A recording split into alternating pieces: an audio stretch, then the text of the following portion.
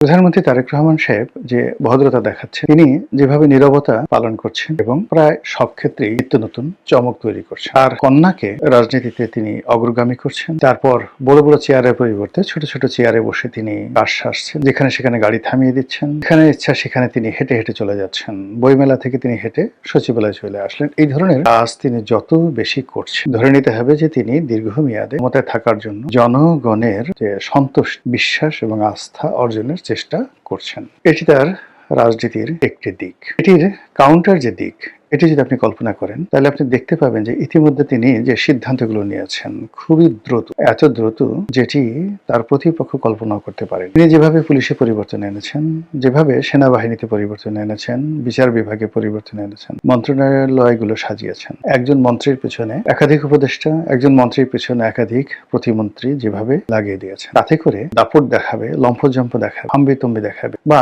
মন্ত্রীরা খুব ক্ষমতাধর হয়ে পড়বে মনে হচ্ছে না। অবস্থা দৃষ্টি মনে হচ্ছে কঠোরতার দিক থেকে তিনি আলাউদ্দিন খিলজির নীতি অনুসরণ করেন। আলাউদ্দিন খিলজি, সম্রাট আলাউদ্দিন খিলজি এবং গিয়াসউদ্দিন বলবনকে বলা হয় ভারতবর্ষের ইতিহাসের সবচেয়ে কঠোর শাসক। তারা তাদের পুরো রাজত্বকে গোয়েন্দা নেটওয়ার্কে আবদ্ধ করে ফেলেছিলেন এবং তাদের মন্ত্রীরা একে অপরের বাসায় দাওয়াত পর্যন্ত খেতে পারতেন। তাদের পারস্পরিক মেলামেশা বন্ধ হচ্ছে, এরকম একটি অবস্থা, এবং তার সুফলও তারা পেয়েছিলেন। আবার অন্যদিকে তিনি যে বিনম্রতা দেখাচ্ছেন, ভদ্রতা দেখাচ্ছেন, এটি দিল্লির শাসক নাসিরউদ্দিন শাহের মতো। আপনারা জানেন গিয়াসউদ্দিন বলবনের মেয়ের জামাই যে দিল্লির সম্রাট নাসিরউদ্দিন শাহ নিজের হাতে রান্না করতে গিয়ে হাত পুড়িয়ে ফেলতেন। তার স্ত্রী একটা দাসী চেয়েছিল, তিনি সেটা দিতে পারেননি, বললেন যে ঠিক আছে, তুমি যেহেতু রান্না করতে পারছো না, আমি রান্না করবো। এরকম নরম প্রকৃতির মানুষ ছিলেন। তো তারেক রহমান সাহেব তার চরিত্রে দিল্লির বাদশাহ নাসিরউদ্দিন আর একই সঙ্গে গিয়াসউদ্দিন বলবন এবং আলাউদ্দিন খিলজির কঠোরতা তিনি অবলম্বন করছেন। তিনি অবস্থা দৃষ্টি মনে হচ্ছে তার অতীতকে ভুলেননি, যার সঙ্গে তার ভালোবাসা ছিল, বিশ্বস্ততা ছিল, এবং এই ভালোবাসাগুলো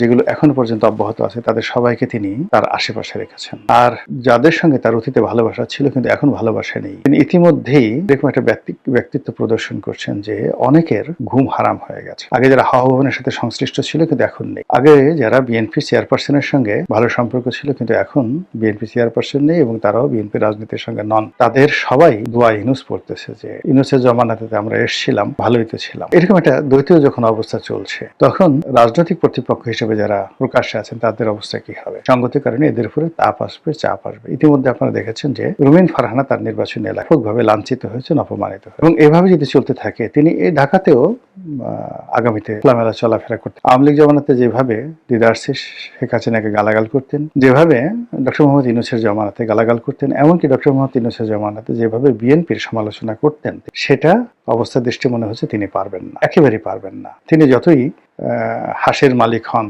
হাঁসকে আদর করেন, যতই তিনি রায় বাগানি হন, রাষ্ট্রশক্তির সঙ্গে আসলে পারা যায়। আর তিনি এমন একটা অবস্থায় পৌঁছে গেছেন, সব কথা, তিনি আমার খুব স্নেহভাজন ছোট বোন, সব কথা বলা যাবে না, তিনি খুব ভালো করে যান। তার ব্যক্তিগত জীবন, তার পারিবারিক জীবন, তার রাজনৈতিক জীবন বিএনপির সাথে এমন জটিলতা তৈরি করেছে, সেই জটিলতার সঙ্গে অনেক কিছু জড়িত, এটি তিনি রাতারাতি সমাধান করতে পারবেন, মরে গেলেও তিনি সমাধান করতে পারবেন। আজ জাহিদকে, ডাক্তার জাহিদ, যে তাকে যে মন্ত্রী পরিষদে নেওয়া হলো, উপদেষ্টা মন্ডলীতে নেওয়া হলো, মূলত রুমিন ফারহানাকে অপমান করার। আপনারা তো সবাই জানেন যে ডাক্তার জাহিদের সাথে রুমিন ফারহানার যে একটা স্ক্যান্ডাল, এটি নিয়ে মানে রুমিন ফারহানা বা জাহিদ কেউ কোনো কথা বলেন, কিন্তু এই স্ক্যান্ডালটা সারা বাংলাদেশে মশহুর হয়ে গেছে। তার প্রেক্ষিতে রুমিন ফারহানা নদীর ওপারে আর অপর পারে জাহিদকে যখনই তুলে ধরা হলো, হিমালয়ের চূড়ায় বসানো হলো, এটা রুমিন ফারহানাকে অপমান করার জন্য।